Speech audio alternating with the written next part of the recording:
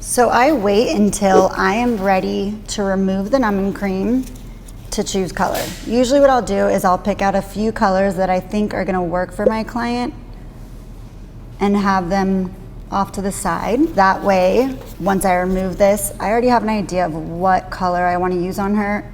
It's more a matter of putting those colors on her forehead to see how they look on her skin and next to her eyebrow hair. So we're just gonna remove all of this.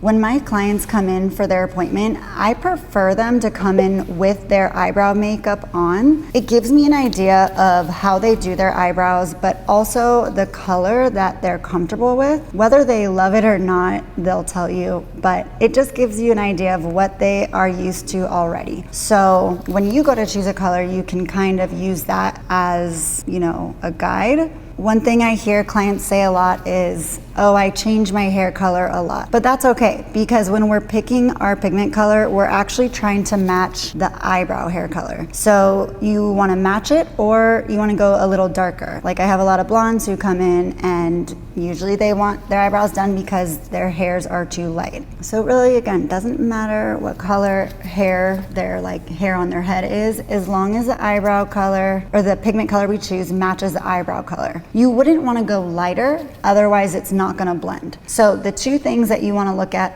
are the eyebrow hair color and then their skin tone.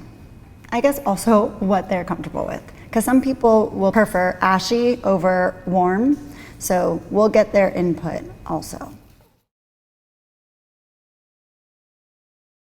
So the pigment line that I'm using is Permablend. Permablend, they're super liquidy. They're not creamy at all, so they're gonna dry really fast. When I have my client look at the colors I put on their forehead, I'm gonna give them a mirror and tell them that they dry very fast, because when they dry, they're gonna look completely different than when they immediately go on. I also like to show them my color chart. A color chart is just a chart that shows all of the different colors from light to dark so that they can see how they're gonna look healed. They can also see the undertones of each color, because when I'm putting it on their forehead, it's gonna be super concentrated and dark, so that might intimidate them a little when picking a color, and we really do wanna get that color, we wanna pick out that color that's going to blend the most without them being worried about it being too dark. So if you wanna hold this, so right now, the three colors that I picked are dark brown, forest brown, and brunette.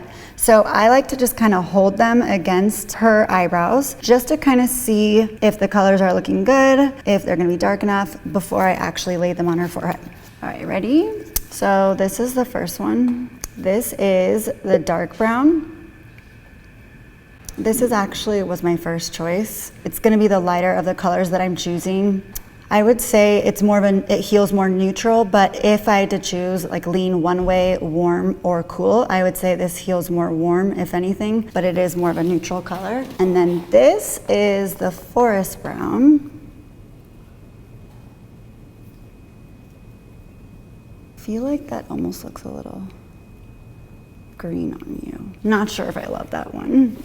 And then this is the brunette. They're all super close in color.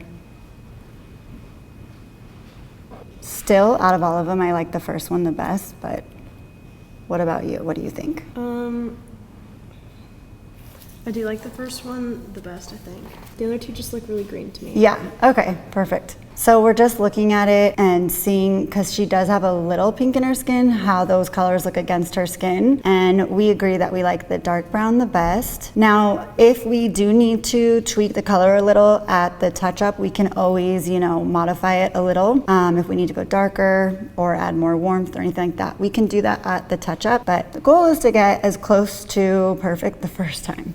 So we'll go with the dark brown, okay? When you're choosing color, you also want to think about the service you're doing. So we're going to do a combo brow on her, which means there's going to be shading and strokes. So if you are doing 100% microblading strokes, you probably could go a little darker to help get those eyebrows to pop a little more. Where if you're doing, like an ombre brow or a combo brow, you might want to choose color a little differently because it's a different service. So it's also going to depend on what service you're doing as well. Once your client approves the color, and I always get them to approve it twice, so I'll ask them if they like it. and just confirm that that color is the one they want to choose, and then I'll write it down and keep note of it, so if we do need to make any alterations at the touch-up, we can. So, cool? Brittany? Oh,